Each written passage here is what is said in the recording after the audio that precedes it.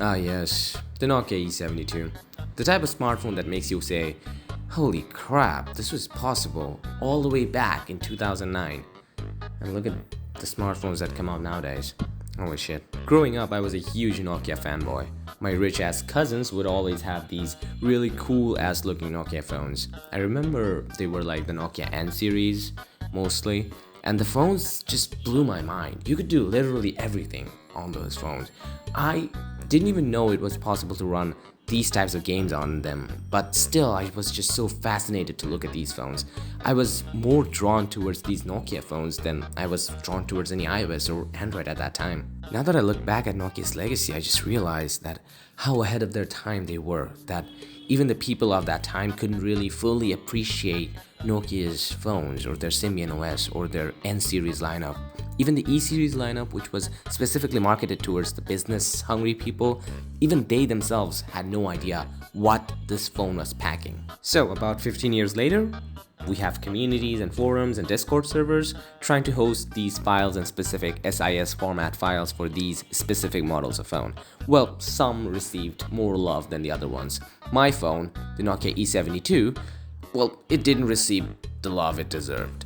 The E72 looked awfully similar to the Nokia Asha series from 2012. However, make no mistake, this phone was packing 128 megabytes of RAM. Yes, and a ARM CPU, maybe. That's all you may be saying to yourself right now, but no, this phone was way ahead of its time. And I loved this phone. I remember this being one of the first phones that I actually got to use in my hands because I never really was that rich enough to even own a Nokia phone. So recently I got this phone and, well, I thought, hey, let's try doing something with it. And it turns out this phone can do a lot more than I even thought it would be able to. For example, yes, of course it can run Doom. Well, at this point, Doom will run basically on anything that has like a screen or something. But I thought to myself, what else can it do? Where's actually the limit to this phone? And well, it turns out, of course, there's a limit. This thing isn't really cut out to be running on 2025. However, the things this phone could do blew my mind. And yes, you can emulate stuff. You heard the title right. Actually, you read the title right. What am I doing? So yeah, this thing can emulate. Yes, it can. It can emulate a lot of systems actually. And not only that, it could emulate, it could also run Java files. It uses like, I think J2ME, like the micro edition. So it could run Java files like jar games. So yeah, you have access to all of them. Every single Java game will run on this thing. But additionally, you could emulate about 4 major systems on this specific device. And yeah, that's crazy. This is a phone from 2009 and it can emulate. It's a freaking phone with buttons. And it's from 2009. Yes, it can emulate. So yeah, in today's video, we're gonna look at the things this phone can do. Let's get right into it. Okay, first things first, you have to mod the phone to be able to install unsigned applications. Being the professional modder I am, that's not really a big issue for me. But first, let's talk about the phone's OS. The phone is running the Symbian OS. Symbian OS is an open source microkernel based operating system, but that's the nerdy stuff. You really don't need to know that. All that you need to know is it's running a version of Symbian OS called the S60 3rd edition. There are higher editions, but my phone is running the 3rd edition. It's running a 9.3, I guess, operating system, which was last updated in 2012, but we really don't need to update it, and probably the servers are not available anyways. Well, modding the phone was a little bit difficult, and why did we have to mod the phone? Well, duh, if we don't mod the phone, it's not gonna allow us to install our very own custom SISX or SIS files, which is the proprietary file format for the Symbian OS. Okay, I think I got it correct. I'm supposed to install this file. I think I already have, so after that, I think I'm supposed to get something called this mobile security sys. I think that's the one. I'm not really sure what I'm doing. Yeah, turns out modding this device without a proper guide or a proper YouTube channel with trusted links is a pain in the ass. And I got this phone crashed so many times. For even some period of time I thought the phone was completely dead, but Luckily, I was able to install the patches, the ROM patcher, and I was able to find a file that did work for my phone. I'm not sure. I just need to find the OS version of this phone. Then I need to install one of these files. I'm just gonna quick. So, yeah, my version says 0.91, but honestly, I'm really not sure what that version is. Any one of these things should work, right? Like, come on, it's gotta work. Any one of these things is, it's probably fine. It's probably fine. Yeah, install server, sure. Install server.exe. Yes, sir. No, didn't work. What the hell? Okay, I think we're supposed to extract it. Then in the bin, and then hit OK, maybe? Okay. Did that work? I have no idea. Oh no. Oh wait, no, it's working. I think I might have crashed the phone. Fuck. This video that's really helpful. I think I should be able to fix this, but I don't know, man. The situation seems dire. So after trials and errors and errors and errors, I got tired and found a Discord server, but turns out they didn't give a shit about my phone. They absolutely did not. I asked a lot of people and they just straight up said, we don't care about this phone, we only care about the N-Gage one. So yeah, they did have some games archived, but they didn't work for my phone because they were for the Nokia N series, like the N-Gage ones, and not specifically for my E72, which ran a different version of the Symbian, so the server was practically useless. Even after I modded the phone, I was still not able to install specific SIS files or even the SISX files. Some did work, but most of them didn't really run. I first installed the C2 Doom, which was a Doom engine emulator which could emulate almost every single WAD files or the Doom games that there was. So basically Doom 1, Doom 2 or Doom 3 or any other mod that was based on the Doom game engine that would run. Well, depends on the performance. I did try a very heavy one, which was the Half-Life 1 mod for the Doom, which ran really good. So I think almost all the mods for the Doom games on this emulator will work fine on this phone.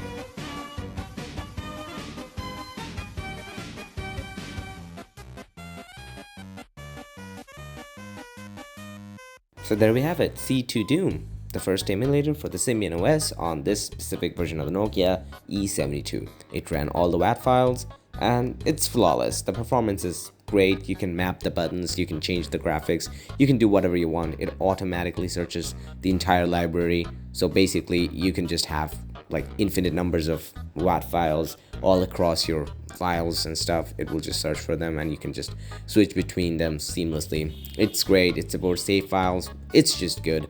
And overall, it's not the best form factor, but it's still average. It's not the worst thing that happened to humanity. Okay, all we need is the fix N-Gage file to work. Yes, please. Oh my god, why would they position the home button so close to the yes button? Okay, so the next emulator on our list is the N-Gage emulator. If you don't know what N-Gage is, well, it's Nokia's poor attempt at trying to get into the mobile gaming market. Actually, not even mobile, it's somewhere in between of a mobile and a console and a handheld. Like, imagine if 3 had a love triangle or something, I have no idea. Yes. Yes. Yes. Yes. Yes. Yes. Yes. Yes. Did I do it? Is that it? Please? It's frozen. Please work, please. Working, so.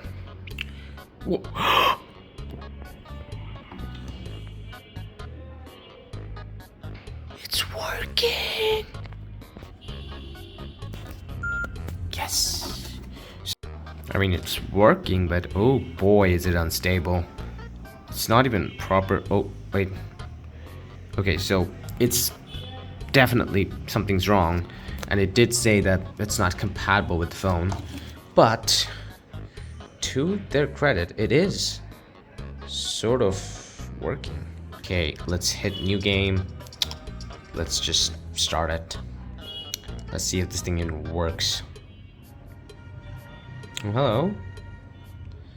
7 years after Raccoon City tragedy, I don't care. Resident Evil Degeneration. Holy shit. What the hell? They give me... This is a joke, right? This thing is running at 60 FPS if I'm not mistaken.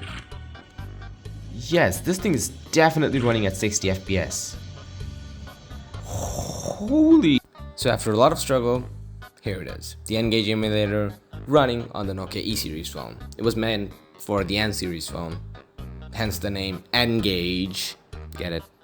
Anyways, so I just barely managed to make it work. It wasn't working properly. It didn't run the N-Gage QD games, only ran the N-Gage 2.0 games. The QD games included games like, Assassin's Creed and like Call of Duty, which didn't really run.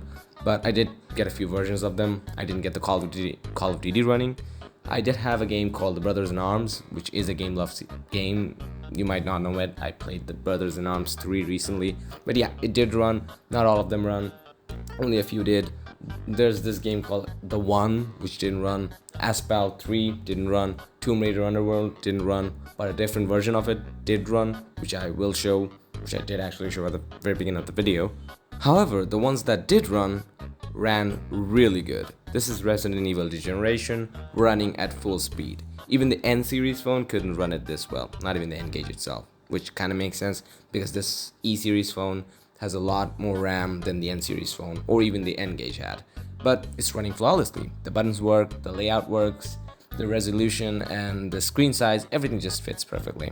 It's running at full speed and it's the entire game since it's modded and relatively nothing's really wrong. You can definitely play it. The form factor is correct.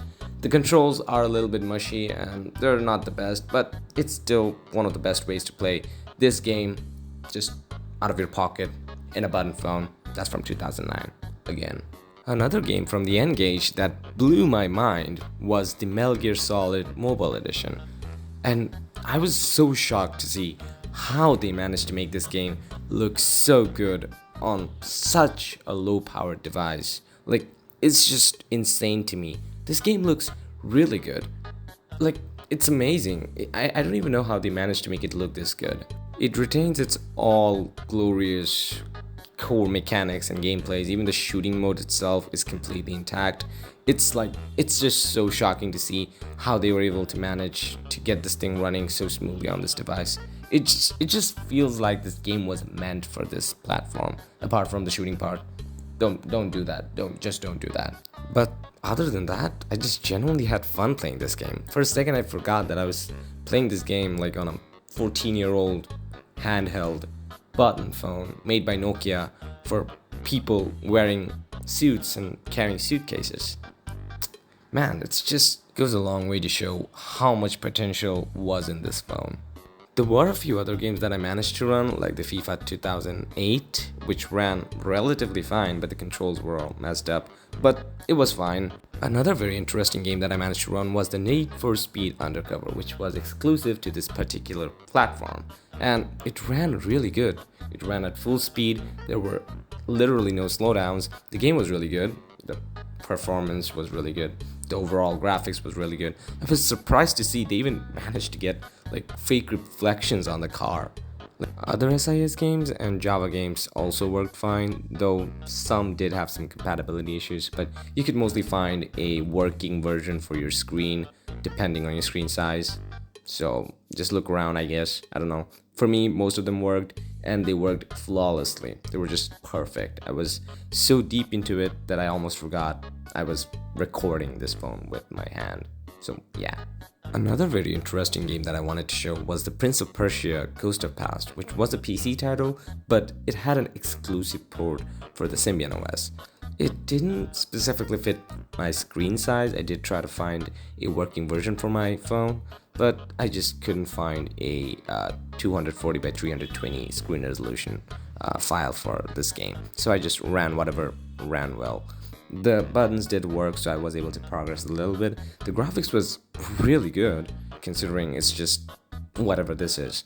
And the version of the game was kind of identical to the original one, kinda, not entirely, but it's still a really cool piece of thing to show to your friends. Oh yeah, this game also had a 3D version of the Assassin's Creed Altair's Chronicles, which is a game that saw its release on iOS and Android platform, and before that it saw its release on the Nintendo DS platform, but still, the entire game is available for you to play on this phone.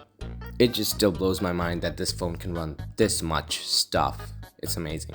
Okay, now all that stuff aside, let's talk about the big boys. Now we all know Java phones, or phones that run Java applications, can easily emulate Game Boy Color emulators. And that's really not something that special. Even your phone from your basement can probably run Game Boy Color games at this point. But holy shit, this phone can run Game Boy Advance games. Yes, it can, and it can run it at a very high speed with very good looking graphics. It's running OpenLARA right now, which is a open source version of the Tomb Raider from the PS1 game, and modders managed to completely reverse engineer the game and port it to Game Boy Advance out of all the platforms, and as you can see, it just runs great. Maybe not at the highest frame rate, but still, considering this is running on this phone, it's just amazing. The emulator also has functionality for speeds, graphics settings, and volumes, and display settings, outputs, even has speed settings so you can fast forward or slow down the game, or adjust your button mappings and everything. Basically, it's a very good emulator.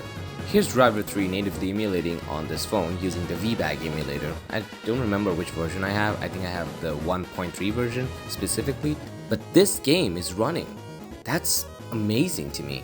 The fact that this game is even running and it's running at full speed just fascinates me.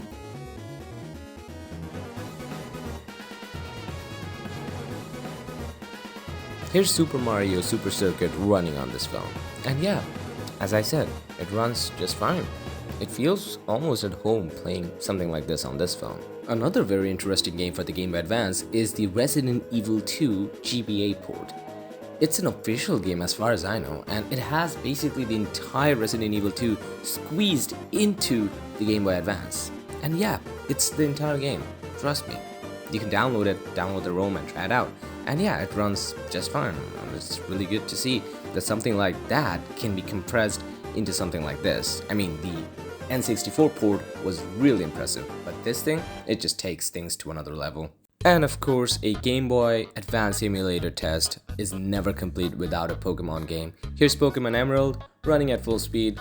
It's flawless, and something like this can be played on this phone at go, and it just feels so good because there's no quick actions and you really don't have to button mash it all the time. It's like an RPG game. RPG games like these just feel naturally perfect on this phone. But oh boy, we're not done yet. This thing can also emulate Sega CD and Mega Drive games, which is just amazing. I don't even know how many times I've said that word. Thanks to Pico Drive being ported natively to the Symbian OS, it can almost emulate all the Sega CD and Mega Drive games. Well, I say all the because some of them don't really work they don't really work good, but most of the other games, such as the Sonic games, work flawlessly. There's all the settings you need, there's every setting you can get. There's even options such as customizing your controls, your graphics, your screen size, resolution, output. Everything is perfect to its every last detail. It's not perfect, compatibility isn't really that good, and you might not find any listing whatsoever. But in my opinion, for a pocket phone with buttons that you can just flip out and start playing, this is really good. However, do keep in mind, most of the more intensive games, like the main Sonic CD, didn't even boot and it would just, stuck on the Sega screen, and it would be very slow and would just, constantly take 5 to even 10 minutes to load even a single scene or whatsoever. So, really wouldn't recommend it. But just to let you know, it works. And 3D games like Thunderhawk, well, they didn't even work. The 3D capability on this thing is completely broken. Oh, but we're not done yet. This is Super Mario on the SNES being natively emulated on this phone. Kinda. It doesn't really work that well, and it's not perfect. It barely works. Some of the games work. And no, Yoshi's Island, it doesn't even boot. Yeah, so give up. But it does emulate it. The SNES system can be emulated on this thing. That's amazing. The emulator actually boots up games. I'm in shock. But then again, there hasn't been a proper update for the emulators whatsoever, and I don't really think anyone's gonna update these emulators for this OS at all, so yeah. So that concludes the video. We were able to emulate total of like 5 different platforms: the N-Gage, the J2ME, which I don't think so does count, the SNES, the Sega CD, and of course the Game Boy Advance. It's still amazing that these emulators, these consoles, can be even emulated on this tiny little phone. I mean, by no drag or stretch, it's better than any handheld emulation or Chinese emulation handheld consoles nowadays, but it's still something that I really find fascinating. Maybe it's because I'm just a huge Nokia fanboy, but still, it just goes to show that Nokia was way ahead of their time, man. People just didn't understand their potential. And now, Nokia is pretty much dead by 2025. But still, I love these old phones, and if you want to see more videos about them, or you want to see more videos like these about retro gaming and stuff, feel free to leave a like, or leave a comment about my horrible, obnoxious voice, or my really horrible video editing skills, or my really bad microphone, or my editing quality, or my recording quality. Regardless, leave a like, leave a subscribe if you like the channel, and see ya. I'll probably be uploading more videos like this if I get my hands on more antique phones like these. See ya!